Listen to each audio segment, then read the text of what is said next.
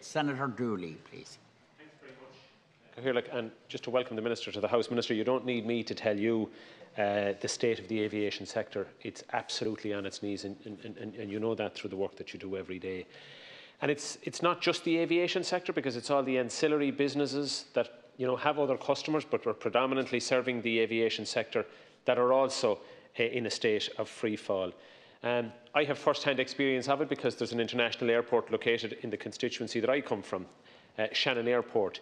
And it's a microcosm of international aviation activity the world over at the moment.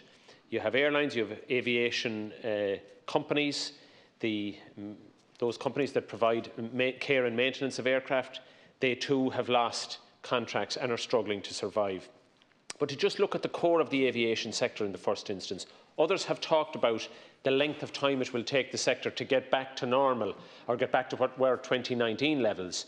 And that's estimated at probably being close to 2024. And that's depending on when we get some level of activity back in the aviation sector. Maybe that'll be later this year, maybe it'll be next year. But the critical thing that the state is trying to do through the supports that you've talked about, but I think we'll have to go further to ensure that those companies get to survive.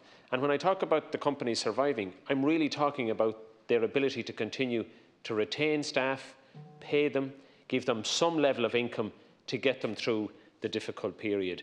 And I'm in contact on a daily basis with both workers and small business owners who effectively provide services at the airport. And whilst they had expected last autumn that there would be some chance of opening up around now, or perhaps midsummer, that unfortunately has evaporated, and the likelihood of that, as we all recognise from a public health perspective, is limited.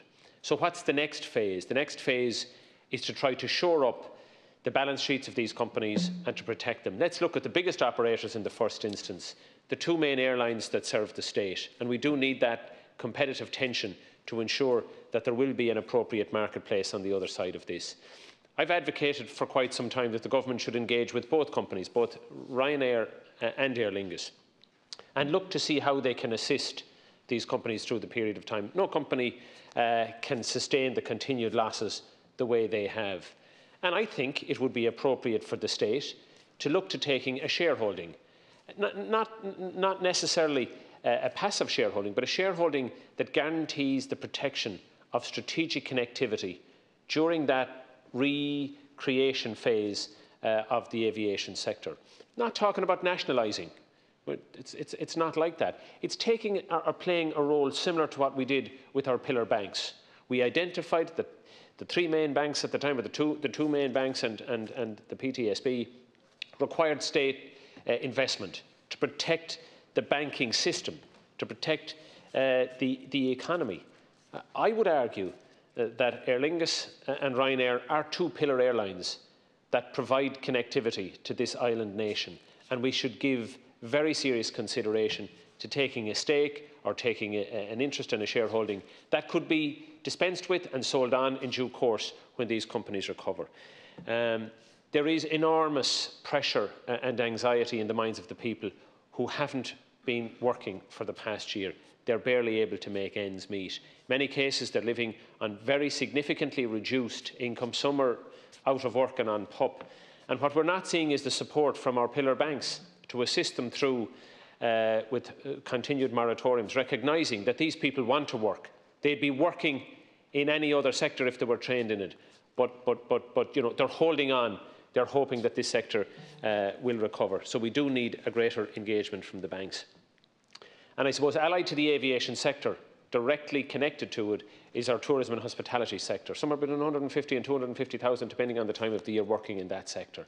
We're going to have to do more for some of the operators in that sector who, quite frankly now, cannot take any more. They've reached an end point, and I'm talking about hotels, I'm talking about restaurants, I'm talking about that whole allied business. And the state will have to provide greater supports, or will have to force the banks to show a greater level of forbearance in relation to outstanding loans.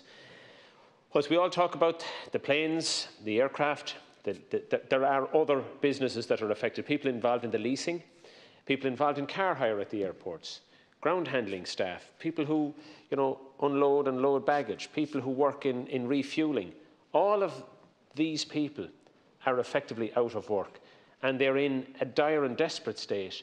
And even if there was some recovery in the short term, we're still looking at a prolonged period of time where the state will have to stand behind and beside this sector.